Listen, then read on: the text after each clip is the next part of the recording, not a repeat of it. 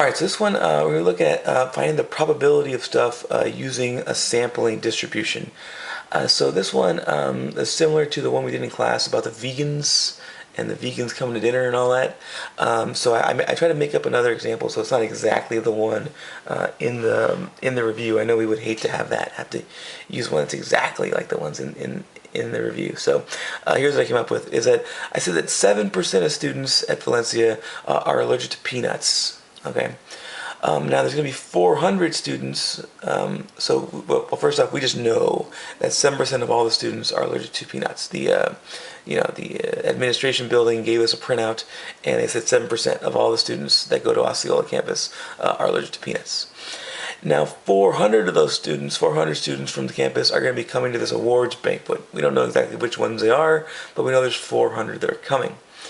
And so to prepare for those people coming, we've gone ahead and prepared 30 meals, 30 plates that have no peanuts in them, that are totally peanut free, made in a whole different room than the other dishes.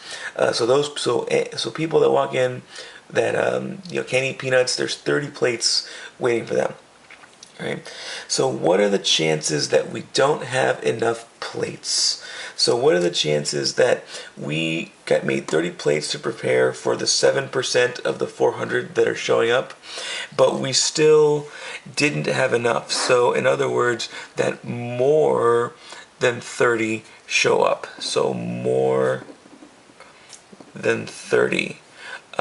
More than 30 people show up. What are the chances that more than 30 will show up? So here's how things work. First things first, we have to kind of identify some stuff.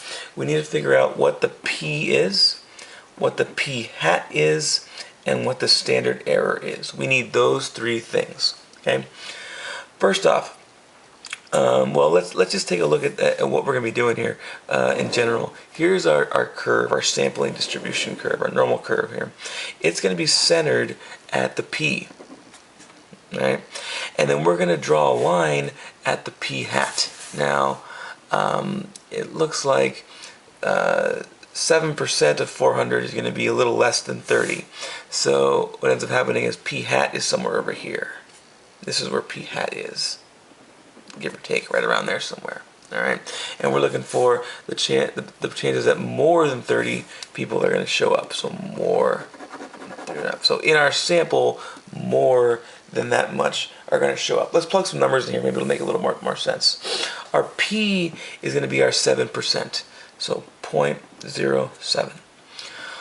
Our P hat, well, that's saying, okay, well, what percent of our sample has the thing that we're looking for? So what percent of our sample has the can't eat peanuts? Well, we're assuming that 30 out of the 400 can't eat peanuts. So 30 out of the 400 can't eat peanuts. So we do 30 divided by 400. So 30 divided by 400, and I get 0.075. So 0.075. That's my P hat. All right. So now if I come over here, P, that'd be like 0.07. P hat would be like 0.075. So we're assuming that 30 out of the 400 show up. Or 30 out of the 400 can't have peanuts. And now our standard error. All right, well, we can do that. We have P, so we can use it. So we'll do P, so 0.07 times 1 minus P, which would be 0.93, divide by N, which is 400, and then square root the whole thing. All right, hopefully you have that formula written down somewhere, or we've seen it a few times already before to kind of remember what's going on. So remember, standard error was P times 1 minus P divided by N square root. Okay, so I'm going to go back on my calculator again, and we'll do it together again because that worked pretty good last time. So we'll do 0.07 times 0.93, get that, divide by 400, get that, square root the answer, and I get that. And let's round it off to 4 places like I did before. So it looks like we're going to get, what is that, 0.0128. That's going to be our standard error. Okay, so now, here we go. We have those three things. Now we got to figure out what's the area under the curve right here. Well, area under the curve, that means use the table. Can't use the table though until I have a z-score. So I'm going to have to find a z-score for this. So I do z equals, now in very conceptual terms, the z-score, remember, was where we draw the line minus where's the middle, divide by the standard deviation. Well, we're drawing the line at p hat, where the middle is p, and the standard deviation is the standard error. Alright, so that's going to be our formula for the z-score right now. So let's plug some things in. 0.075 minus 0.07 divide by 0.0128. Really nasty decimals going on over here, right? So let's go ahead and do some calculator together. So we got 0.075 minus 0.07 equals, get an answer, and then hit divide. Divide by 0.0128. And I get this, 0.39. We'll round to two places this time because we have to use a table, and the table only goes out to two places. 0.39. Okay, so now I can take this is my z-score, I can take this and run to the table, and when I run to the table, if you want to look for yourself, but I got 6517.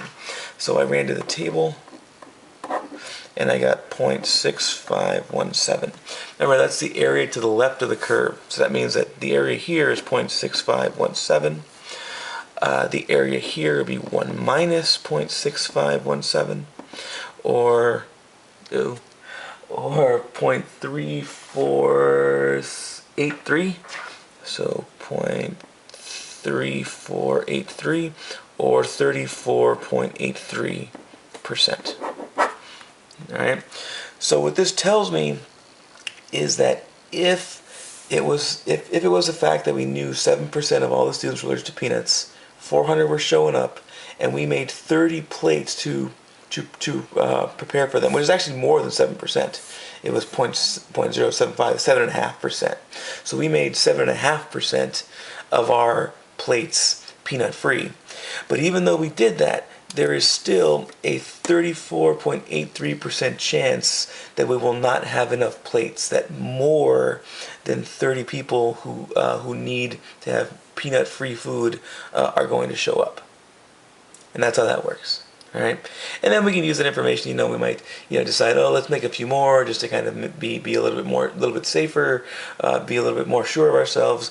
But in any event, that's what happened. So if we made 30 out of the 400 plates peanut free, there's a 34.83% chance that we will not have enough. All right, remember that, guys. Let me know how it works out.